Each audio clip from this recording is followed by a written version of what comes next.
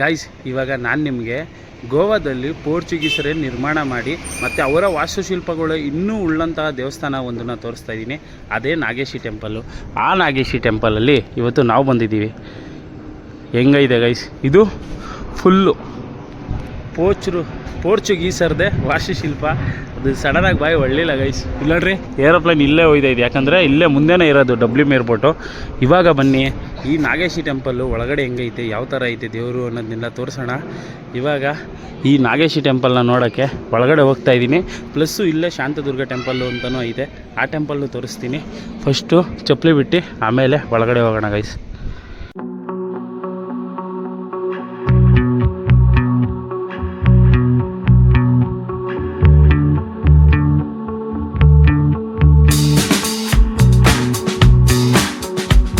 Guys, ಇವಾಗ ನೀವು ನನ್ನಿಂದ ಏನು ನೋಡ್ತಿದ್ದೀರಲ್ಲ, ಈ ಟೆಂಪಲ್ಲು 16ನೇ ಶತಮಾನದಲ್ಲೇ ನಿರ್ಮಾಣ ಆಗುತ್ತೆ. 16ನೇ ಶತಮಾನದಿಂದ ಅಂದರೆ ಹತ್ತತ್ರ ಇಲ್ಲಿವರೆಗೂ ಒಂದು 400 ವರ್ಷಗಳ ಕಾಲ ತಲೆ ಎತ್ತಿ ನಿಂತಿರುವಂಥ ದೇವಸ್ಥಾನ. ಗೈಸ್, ಈ ಪೋರ್ಚುಗೀಸರಲ್ಲಿ ಏನು ಡಿಫ್ರೆಂಟು ಅಂದರೆ ಅವ್ರ ಆರ್ಕಿಟೆಕ್ಚರ್ ಆಗಿರ್ಬೋದು, ಅವ್ರ ಪ್ರತಿಯೊಂದು ಮನೆಗಳಲ್ಲಾಗಿರ್ಬೋದು, ಕಲರ್ ರೇಡಿಯೇಷನ್ ಮತ್ತು ಅವರು ಮಾಡೋವಂಥ ಡಿಸೈನ್ಗಳು ಒಂದೊಂದು ಡಿಫ್ರೆಂಟು ಗೈಸ್. ಎಲ್ಲ ಮನೆಗಳು ಒಂದೇ ಥರ ಇರೋಲ್ಲ, ಪ್ರತಿಯೊಂದು ಮನೆಯೂ ಡಿಫ್ರೆಂಟಾಗಿ ಕಟ್ತಾರೆ. ಪ್ರತಿಯೊಂದು ಕಲರು ಏನು ನೀವು ಯಾವುದ್ರಲ್ಲಾದ್ರೂ ನೋಡಿ, ಮಸ್ಟ್ ಆ್ಯಂಡ್ ಶುಡ್ಡು ವೈಟ್ನ ಬಳಸೇ ಇರ್ತಾರೆ. ವೈಟು ಒಂಥರ ಹೈಲೈಟ್ ಇದ್ದಂಗೆ ಗೈಸ್. ಬಾ ಬಾ ಬಾ ಬಾ ಬಾ ಬಾ ಏನು ಕಟ್ಟೋರಪ್ಪ ದೇವಸ್ಥಾನ ಇದು, ನೋಡೋಕ್ಕೆ ಖುಷಿ ಆಯ್ತದೆ ಗೈಸ್. ಅದೇನೋ ಹೇಳ್ತಾರಲ್ವ, ಯಾವುದೇ 5 ಸ್ಟಾರ್ ಹೋಟ್ಲುಗೂ ಕಮ್ಮಿ ಇಲ್ಲ, ಆ ಥರ ಸಕ್ಕತ್ತಾಗಿ ಕಾಣಿಸ್ತೈತೆ. ಇಲ್ಲಿ ಮುಂದೆನೇ ನೋಡುವುದು ನವಿಲುಗಳ ಚಿತ್ರನ ಮಾಡವ್ರೆ. ಇದೊಂಥರ ಹೆಂಗೆ ಅಂದರೆ ಗೈಸ್, ನೀವು ಯಾವುದೇ ದೇವಸ್ಥಾನದಲ್ಲಿ ಹೋದರೂ ಇದನ್ನು ನಿರ್ಮಿಸಿರ್ತಾರೆ ಈ ಕಡೆ ಸೈಡು. ಇದೊಂಥರ ವಿಶೇಷ ನಿಮಗೆ ನೋಡೋಕ್ಕೆ. ಇದು ಅಷ್ಟೇ ಪರಮಶಕ್ತ ಶಿವನಿಗೆ ಮೀಸಲಿರುವಂಥ ದೇವಸ್ಥಾನ. ಇವಾಗ ಬನ್ನಿ ಒಳಗಡೆ ಹೋಗಿ ದೇವರ ದರ್ಶನ ಮಾಡಿಕೊಂಡು ಬರೋಣ ಗೈಸ್. ಒಂದು ಬೇಜಾರೇನಪ್ಪ ಅಂದರೆ ಇಲ್ಲಿ ಕಾಲು ತೊಳೆಯೋಕ್ಕೆಲ್ಲ ಏನು ಇಲ್ಲವೇ ಇಲ್ಲ ಗೈಸ್. ನಮ್ಮೂರ ಕಡೆ ದೇವಸ್ಥಾನಗಳ ಥರ ಇಲ್ಲೆಲ್ಲ ಕಾಲು ತೊಳ್ಕೊಂಡೆಲ್ಲ ಬರೋಲ್ಲ. ಇಲ್ಲ ನೋಡ್ರಿ, ಕಲ್ಯಾಣಿ ಐತೆ. ಓಹೋ, ಏನು ಸಖತ್ತಾಗೈತೆ ಕಲ್ಯಾಣಿ. ಗೇಟ್ ಹಾಕ್ಬಿಟ್ಟವ್ರೆ, ಯಾರು ಹೋಗಂಗಿಲ್ಲ. Full bluish water guys. ಅದ್ರ ಡಿಸೈನ್ ನೋಡ್ರಿ, ಮನೆ ಡಿಸೈನ್ ನೋಡ್ರಿ, ಎಲ್ಲ ಡಿಫ್ರೆಂಟು. ಮುಂದೆಯಿಂದ ಸ್ಲಿಪ್ ಆಗಿಬಿಟ್ಟಿದ್ದೆ. ಇವಾಗ ಮುಂದೆಯಿಂದ ನೋಡೋಕೆ ದೇವಸ್ಥಾನ ಈ ರೇಂಜ್ ಕಾಣುತ್ತೆ ನಿಮಗೆ. ದೇವಸ್ಥಾನ ಮಾತ್ರ ಸಖತ್ತಾಗೈತೆ ಗೈಸ್, ಹೇಳಂಗಿಲ್ಲ, ದೂಸರ ಮಾತೇ ಇಲ್ಲ. ಇವಾಗ ಒಳಗಡೆ ಹೋಗಿ ದೇವ್ರ ದರ್ಶನ ಮಾಡೋಣ. ದೇವ್ರ ದರ್ಶನ ಮಾಡಿ ಆಮೇಲೆ ಸಿಗ್ತೀನಿ. ಒಳಗಡೆ ವೀಡಿಯೋ ಮಾಡೋಂಗೈತೆ ಇಲ್ಲೋ ಗೊತ್ತಿಲ್ಲ, ಇಲ್ಲಿಂದನೇ ಕಾಣಿಸ್ತಾ ಇದೆ ಗೈಸ್. ದರ್ಶನ ಮಾಡ್ಕೊಂಬಿಡಿ.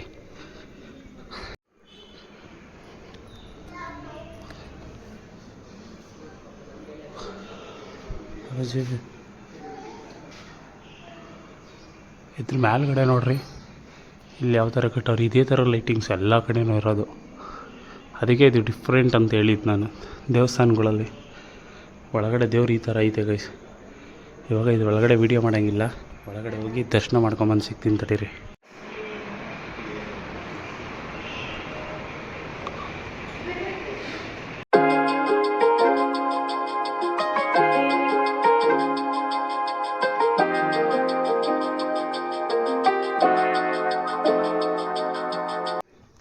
ಗೈಸ್, ಫೈನಲಾಗಿ ಈ ದೇವಸ್ಥಾನದಲ್ಲಿ ದರ್ಶನ ಮಾಡಿದ್ದಾಯಿತು. ಇವಾಗ ನಿಮಗೆ ಇಲ್ಲೇ ನಿಯರಲ್ಲಿರುವಂಥ ಶಾಂತಮೂರ್ತಿ ದೇವಸ್ಥಾನ ಕರ್ಕೊಂಡು ಹೋಗ್ತಿದ್ದೀನಿ. ಅದು ಸೇಮೇ ಗೈಸ್, ಶಿವನಿಗೆ ಮೀಸಲು. ಇಲ್ಲೆಲ್ಲ ಶಿವನ ಭಕ್ತರು ಜಾಸ್ತಿ. ಶಿವನಿಗೆ ಮೀಸಲಿರೋ ದೇವಸ್ಥಾನಕ್ಕೆ ಹೋಗೋಣ ಇವಾಗ ಗೈಸ್. ಸಕ್ಕತ್ತಾಗೈತೆ. ಸ್ವಲ್ಪ ಬಿಸಿಲು ಅನ್ನೋದನ್ನು ಬಿಟ್ಟರೆ A to Z ಎಲ್ಲ ಮಸ್ತಾಗೈತೆ ಇಲ್ಲಿ. ಇವಾಗ ನೀವು ಅದೇ ರೋಡಲ್ಲಿ ಸ್ವಲ್ಪ ಮುಂದೆ ಬಂದರೆ ನಿಮಗೆ ಶಾಂತದುರ್ಗ ದೇವಸ್ಥಾನ ಸಿಗುತ್ತೆ ಗೈಸ್. ನೀವು ಬೇಕಂದರೆ ಪೂಜೆ ಸಾಮಾನೆಲ್ಲ ತಗೊಬೋದು. ಇಲ್ಲೂ ಅಂಗಡಿಗಳು ಬೇಜಾನೈತೆ ನೋಡ್ರಿ. ಶಾಂತದುರ್ಗ ದೇವಸ್ಥಾನ ಇದು ಎಕ್ಸ್ಪೆಷಲಿ ಏನಪ್ಪ ಅಂದರೆ, ಇದು ಗೋವಾ ಆರ್ಕಿಟೆಕ್ಚರ್ ಅಂದರೆ ಗೋವಾದಲ್ಲಿರುವವರ ವಾಸ್ತುಶಿಲ್ಪ. ಇದು ಅವ್ರ ಡಿಸೈನಿಂಗ್. ಇದು ಹೆಂಗೆ ಕಾಣಿಸ್ತೈತೆ, ಮುಂದೆನೇ ಕಲ್ಯಾಣಿ ಐತೆ. ಇವಾಗ ಒಳಗಡೆ ಹೋಗೋಣ ಬರೀ ಗೈಸ್. ನಿಮಗೆ ಗೋವಾದಲ್ಲಿ ಬೀಚು ಅವು ಇವು ಗೊತ್ತಷ್ಟೇ, ಈ ಥರ ದೇವಸ್ಥಾನಗಳ ಬಗ್ಗೆ ಗೊತ್ತಿರಲಿಲ್ವ ನಾವು ಅನ್ಕೊಂತೀನಿ. ಏನೈತಪ್ಪ ದೇವಸ್ಥಾನ. ಅದು ನಿಮಗೆ ನಾಗೇಶ್ವರ ಟೆಂಪಲಲ್ಲಿ ಹೇಳ್ದಂಗೆ ಅದು ಶಿವನಿಗೆ ಮೀಸಲು ಅಂತ ಹೇಳ್ಬಿಟ್ಟೆ ಈ ದೇವಸ್ಥಾನನ. ಇದು ದುರ್ಗಾ ಮಾತೆಗೆ ಮೀಸಲು ಇರೋಂಥ ದೇವಸ್ಥಾನ. ನಾನು ಶಾಂತ ಮೂರ್ತಿ ಅಂದ್ಬಿಟ್ಟು, ಇದು ಶಾಂತದುರ್ಗ ದೇವಸ್ಥಾನ. ಆ ದೇವಸ್ಥಾನದಲ್ಲಿ ನಾವಿದ್ದೀವಿ. ಏನೈತೆ ಗೊತ್ತಾಗ ಸುತ್ತಲೂ ಕಾಡು, ನಿಮಗೆ ಸೆಂಟ್ರಲ್ಲಿ ಇರೋದು ದೇವಸ್ಥಾನ. ಸಖತ್ ವೈಬ್ ಐತಿ ಇದು ಮಾತ್ರ. ಸುಸ್ತಾಗ್ಬಿಡ್ತು. ಗಾಡಿ ನಿಮ್ಮ ಹತ್ರ ಬೈಕ್ ಇದ್ದರೆ ಆರಾಮಾಗಿ ಬರ್ಬೋದು ಗೈಸ್, ಟೆನ್ಷನ್ ಇರೋಂಗಿಲ್ಲ. ಒಂದೇ ದಿನದಲ್ಲಿ ಎಲ್ಲ ದೇವಸ್ಥಾನನೂ ಕಂಪ್ಲೀಟ್ ಮಾಡ್ಬೋದು. ಆರಾಮಾಗಿ ನೋಡ್ಕೊಂಡು ಹೋಗ್ತೀರ ಅಂದರೆ ಹೆಂಗೈತೆ ನೋಡ್ರಿ ಇದು.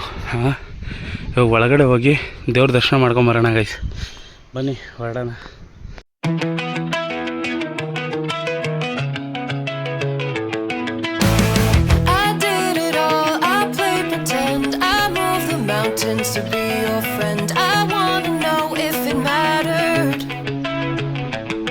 ಗೈಸ್, ಈ ದೇವಸ್ಥಾನದೊಳಗೂ ಅಷ್ಟೇ ಫೋಟೋಗ್ರಫಿ ಮತ್ತು ವಿಡಿಯೋಗ್ರಫಿ ತೆಗಿಯೋಂಗಿಲ್ಲ.